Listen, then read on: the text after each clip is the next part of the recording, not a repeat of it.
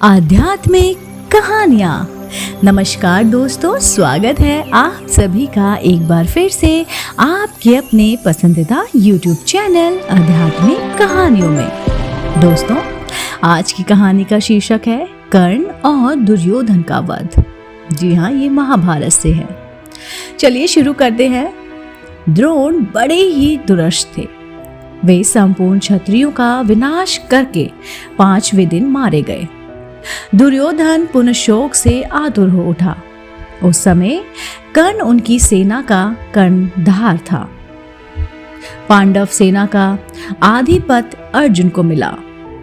कर्ण और अर्जुन में भांति भांति के अस्त्र शस्त्रों की मारकाट से युक्त महाभयंकर युद्ध हुआ, जो देवासुर संग्राम को भी मात करने वाला था।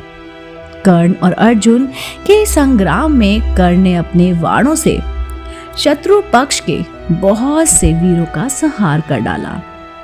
17वें दिन से पहले तक कर्ण का युद्ध अर्जुन के अतिरिक्त सभी पांडवों से हुआ। उसने महाबली भीम सहित इन पांडवों को एक पर एक रण में परास्त भी किया था, पर माता कुंती को दिए वचनानुसार उसने किसी भी पांडव की हत्या नहीं की। 17वें दिन में युद्ध में आखिरकार वह घड़ी आ ही गई जब कर्ण और अर्जुन आमने सामने आ गए। इस शानदार संग्राम में दोनों ही बराबर के हिस्सेदार थे। कर्ण को उनके गुरु परशुराम द्वारा विजय नामक धनुष भेंट स्वरूप दिया गया, जिसका प्रतिरूप स्वयं विश्वकर्मा ने बनाया था। दुर्योधन के निवेदन पर पांडवों के मामा शल्य कर्ण के सारथी बनने के लिए तैयार हुए। दरअसल अर्जुन के सारथी स्वयं श्री कृष्ण थे और कर्ण किसी भी मामले में अर्जुन से कम ना हो, इसके लिए शल्य से सारथी बनने का निवेदन उन्होंने किया था, क्योंकि उनके अंदर से सभी गुण थे जो एक योग्य सारथी में होने चाहिए। रण के दौरान अर्जुन के बाण कर्ण के रथ पर लगे और उसका रथ कई गज पीछे खिसक गया। लेकिन जब कर्ण के बाण अर्जुन के रथ पर लगे तो उनका रथ केवल कुछ ही बालिशत यानी कि हथेली दूर चला गया। इस पर श्री कृष्ण ने कर्ण की प्रशंसा की। इस बात पर चकित होकर अर्जुन ने कर्ण की इस प्रशंसा का कारण भी पूछा, क्योंकि उसके बाण रथ को पीछे खिसकाते और अधिक प्रभावशाली थे। तब कृष्ण ने कहा कि कर्ण के रथ पर केवल कर्ण और शल्य का भार है, लेकिन अर्जुन के रथ पर तो स्वयं वे और हनुमान विराजमान है। और तब भी कर्ण के उसके रथ को कुछ बालिशक पीछे खिसका दिया।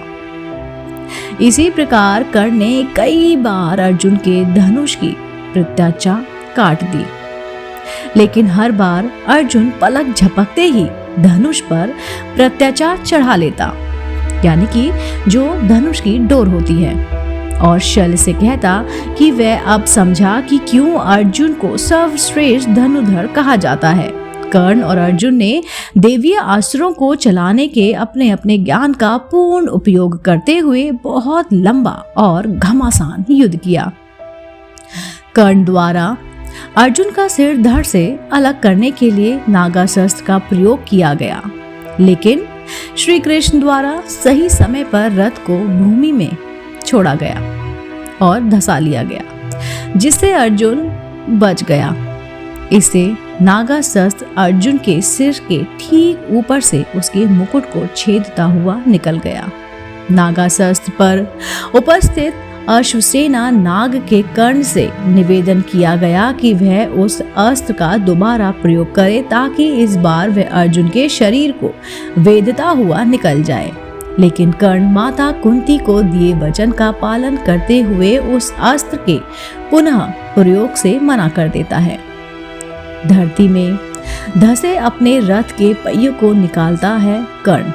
जी हाँ, यद्यपि युद्ध गतिरोध पूर्ण हो रहा था, लेकिन कर्ण तब तक उलझ गया जब उसके रथ का एक पहिया धरती में धंस गया। धरती माता के श्राप के कारण ऐसा हुआ था।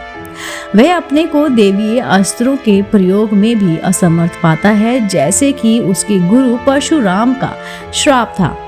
तब कर्ण अपने रथ के पहियों को निकालने के लिए नीचे उतरता है और अर्जुन से निवेदन करता है कि वह युद्ध के नियमों का पालन करते हुए कुछ देर के लिए उस पर वार चलाना बंद कर दे।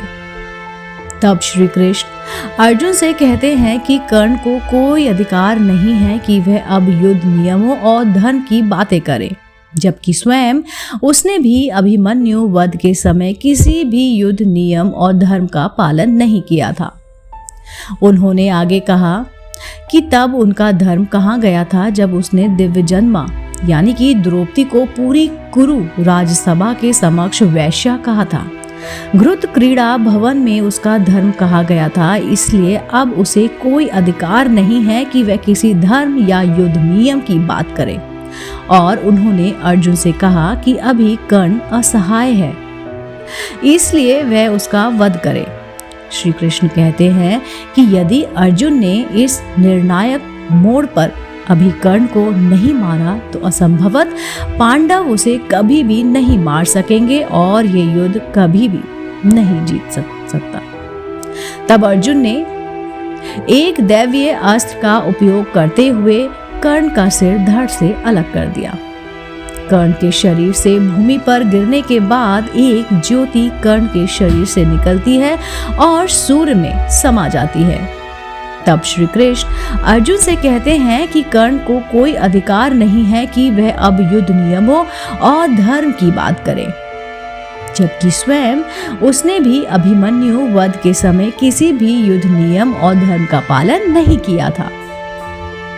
उन्होंने आगे कहा कि तब उनका धर्म कहाँ गया था जब उसने दिव्य जन्मा द्रौपदी को पूरी कुरुसभा में वैश्या कहा था। घृत क्रीड़ा भवन में उनका धर्म कहाँ गया था, इसलिए अब उसे कोई अधिकार नहीं है कि वह किसी भी धर्म या युद्ध नियम की बात करे। और उन्होंने अर्जुन से कहा कि अभी कर्ण असहाय है, इसलिए वह उसका वध करे। श्री कृष्ण कहते हैं कि यदि अर्जुन ने इस निर्णायक मोड़ पर अभी कर्ण को नहीं मारा तो संभवत पांडव उसे कभी भी नहीं मार सकेंगे और ये युद्ध कभी भी नहीं जीता जा सकेगा। तब अर्जुन ने एक देवीय अस्त्र का प्रयोग करते हुए कर्ण का सिर धड़ से अलग कर दिया। कर्ण के शरीर के भूमि पर गिरने के बाद एक ज्योति निकली जो कि सूर्य में समाहित हो गई। तदंतर राजा शल्य कौरव सेना के सेनापति हुए, किंतु वे युद्ध में आधे दिन तक ही टिके सके। दोपहर होते होते राजा युधिष्ठिर ने उन्हें मार दिया। तो दोस्तों, उम्मीद करती हूँ मेरे द्वारा सुनाई गई कहानी कर्ण और दुर्योधन का वध आपको पसंद आई होगी। अगर आप ऐसे ही धार्मिक और पौराणिक कहानी कथाएं सुनना पसंद करते हैं तो आप मेरे चैनल आध्यात्मिक कहानी को तुरंत लाइक कीजिए, शेयर कीजिए और सब्सक्राइब करना बिल्कुल ना भूलिए। मैं आपको मिलती हूँ जल्द ही आपके अपने पसंदीदा YouTube चैनल आध्यात्मिक कहानियों में।